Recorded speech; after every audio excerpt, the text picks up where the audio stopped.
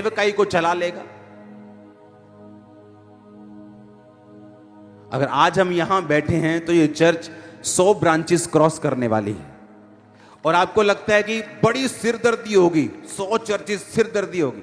मैं आपको बता रहा हूं, आज से 4 साल पहले जो अकेली चर्च की ये वाली सिरदर्दी थी, उससे आधी से भी कम है 100 चर्चेस की। रीजन कि हर साल आप ग्रेस में बढ़ते हैं, हर साल आप वचन की नॉलेज में बढ़ते जाते हैं, हर साल परमेश्वर के साथ आपका संबंध और मजबूत होता जाता है, आप और सीखते जाते हैं। जितना आप सीखते जाते हैं उतना आप आनंदित होते जाते हैं, उतना आपको इजीनेस में चलना आ जाता है, उतनी ग्रेस आ जाती है, हर काम आसान होता है और वचन पूरा होता है। तो अधिक कुशल से रहेगा, अधिक कुशल से, ज्यादा आसानी से तो अपनी लाइफ को बिताएगा। जब तुझे वचन सीख जाएगा तो वचन को मानने लगेगा, तो अपने शरीर को इग्नोर करने लगेगा, तो आत्मा की बातों को सीखने लगेगा। तो कितना इंपॉर्टेंट है राइट संगति में जाना और वचनों को एग्जैक्टली सीखना जिस तरह परमेश्वर सिखाना चाहते हैं, कितना जरूरी है। देखो, अगर आपकी उम्र पहले से लिखी हुई है कि भाई इसने 70 साल जीना है, तो मेरे को यह बताओ इसको कन्विंस मैं कैसे करूं कि अच्छे कर्म कर, क्योंकि इसने ना तो स्वर्ग देखा है ना नरक देखा है, तो ये अच्छे कर्म क्यों करे? अगर 70 ही भोगनी है, बुरे करके भी अच्छे करके भी, तो मैं क्यों ना अपनी लाइफ को एंजॉय करूं, जाऊं घूमूं जहां दिल करता है, जो किसी को गाली निकालूं, जो दिल करता है करूं, अफरा तफरी मचाऊं पूरी। मैंने तो 70 ही जीना है, तो फिर मकसद नहीं रहा।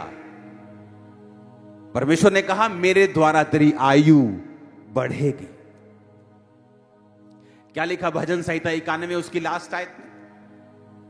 मैं तुझे दीर्घ आयु से तृप्त करूंगा और मैं तुझे अपने उद्धार का दर्शन दिखाऊं। हिंदी में थोड़ा सा ट्रांसलेशन सही नहीं है। I will show you my salvation, कि मैं तुझे अपना उद्धार दिखाऊंगा। मतलब परमेश्वर चैलेंज कर रहा है। बोलता है ना, जब कोई बंदा बड़ा कोई बैक वाला होता है, बोलता है तो दसूंगा मैं कौन है, तो परमेश्वर चैलेंज कर रहा है, I will show you my salvation. तेरे बच्चे, तेरा फाइनेंस, तेरी मिनिस्ट्री, तेरी सेहत, तेरी लाइफ, सब कुछ मैं तुम्हें दिखाऊंगा, अपना उद्धार, कि मैं जीवित परमेश्वर हूं, मुर्दा नहीं। कहता आई विल शो यू, मैं तुम्हें दिखाऊंगा। जो परम प्रधान के छाए हुए स्थान में बैठा रहेगा वो सर्वशक्तिमान की छाया में ठिकाना पाएगा। उसके छाए हुए स्थान का मतलब है, अगर मुझे एक विश्वासी की कुर्सी मिली है, मैं उस कुर्सी को छोड़ नहीं सकता एक सुंदर औरत के लिए, एक दारू के कप के लिए, वो 2, 4, 5, 10 लाख के लिए। वो कुर्सी कैसे छोड़ दी जाए जो विश्वासी की है, एक पाप के लिए? तो परमेश्वर ने कहा जो उसके छाए हुए स्थान में बैठा रहेगा वही उसकी सुरक्षा को पाएगा, दूसरा नहीं। आमीन। हमें मालूम होना चाहिए कि परमेश्वर की थिंकिंग, सोच उसका क्या है। मेरी लाइफ, मेरी उम्र, मेरे बच्चे, मेरी फैमिली, मेरे फाइनेंस के बारे में परमेश्वर क्या कहता है। हालेलुया। तो आपकी उम्र डिसाइडेड नहीं है, आपके परमेश्वर ने आपको चॉइस दी है। आप लंबा जीना चाहते हैं, थोड़ा जीना चाहते हैं, अच्छा जीना चाहते हैं, बुरा जीना चाहते हैं, वो आपकी मर्जी।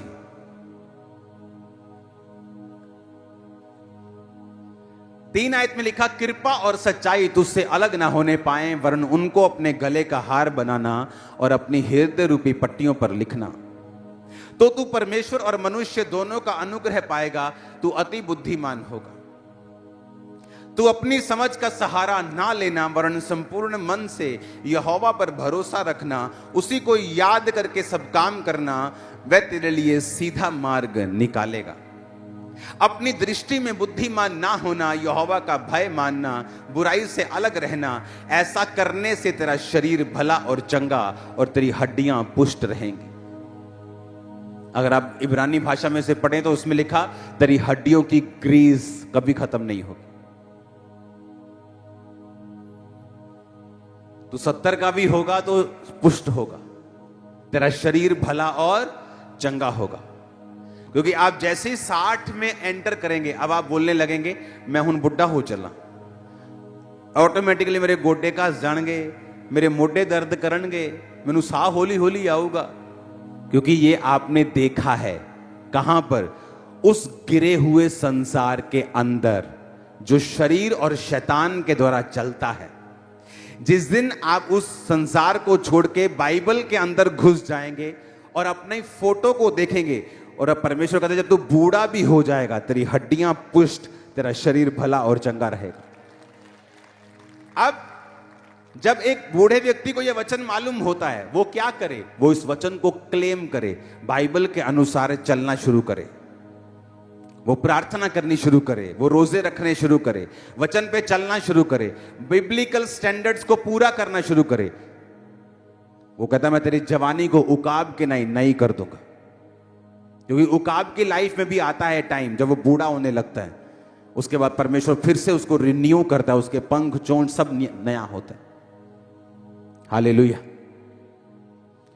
तो मैटर ये करता है कि आप वचन को कितनी अच्छी तरह से समझते हैं और उसको कैसे लेते हैं अपनी लाइफ में।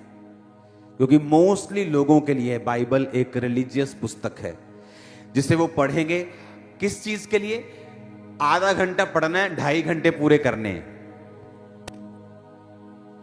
आप रॉन्ग दिशा में जा रहे हो।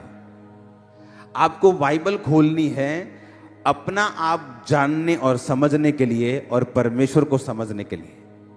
जितना आप परमेश्वर को समझेंगे, आप अपने आप के बारे में समझेंगे कि परमेश्वर ने आपको किस तरह से बनाया है और वो आपको किस तरह का देखना चाहता है।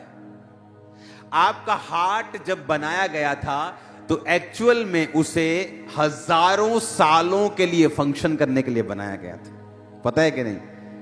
आदम की उम्र कितनी थी? 900 कुछ साल। अभी तो 900 कुछ साल थी, सबसे बड़ी शायद 969 साल थी।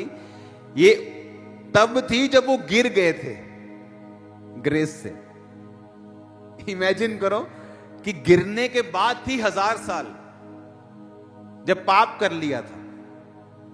सोचो अगर वो पाप ना करते, ये किडनियां, ये हार्ट, ये लीवर हजारों सालों के लिए काम करने के लिए बनाया गया था।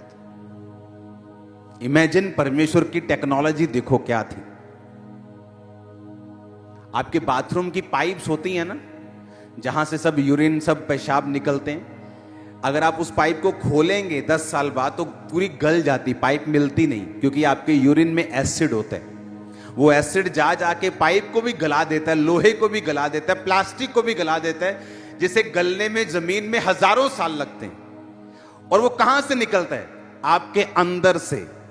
बाथरूम आपके अंदर से, वॉशरूम, यूरिन आपके अंदर से निकलता है, लेकिन आपके अंदर को कभी चोट नहीं पहुंचाता। किस तरह का टेक्नोलॉजी, किस तरह का परमेश्वर ने आपको बनाया, आप इमेजिन करके देखो। और आपको कुछ नहीं होता। आप बाथरूम होल्ड भी करके बैठते हैं कितनी कितनी देर, 2-2, 3-3 घंटे। तो जितना एसिड आपके अंदर है वो तो फाड़ दे सारी बॉडी, लेकिन आपको कुछ नहीं होता। आपका हार्ट 1000 साल के लिए काम करता था। जब आप सुधरे नहीं, बंदा जब सुधरा नहीं, तो परमेश्वर ने कहा बस इसकी शक्ल में ज्यादा लंबा नहीं देखना चाहता। ये ऐसा नहीं कि सब नरक चले जाएं, तुम्हारी उम्र 120 होगी।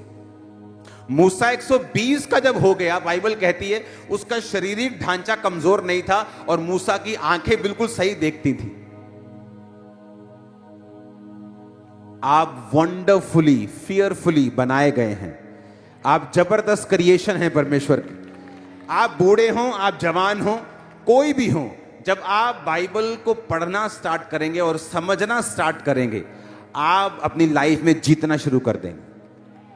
वो फाइनेंशियल इशू हो, वो फिजिकल हो, वो मैरिटल हो, वो सेवकाई हो, वो कोई भी हिस्सा हो जिसके लिए आप बुलाए गए हो, आप एग्जैक्टली अगर आपको समझ आ गया कि प्रभु का ओपिनियन क्या है, परमेश्वर क्या सोचता है और शैतान क्या है और शरीर की आवाज क्या है, कितना इंपॉर्टेंट है बाइबल के साथ रोज समय बिताना। कितना बड़ा नुकसान आप अपना खुद कर रहे हो बाइबल ना पढ़ के। जब मैं अपने प्रेयर रूम में होता हूं और अगर मैंने बाइबल नहीं पढ़ी प्रार्थना के दौरान, मुझे कंप्लीट फील नहीं होता।